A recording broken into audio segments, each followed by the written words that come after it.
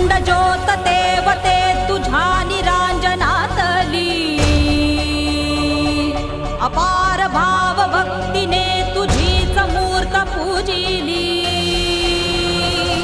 त्रिशूल खड्ग घेऊनी विनाशण्या असुर ये,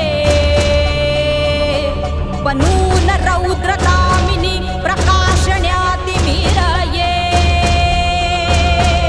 प्रतीक नारी शक्तीचे वैष्णवी महेश्वरी, तुझाच अंश राहू दे सदैव माझ्या अंतरी।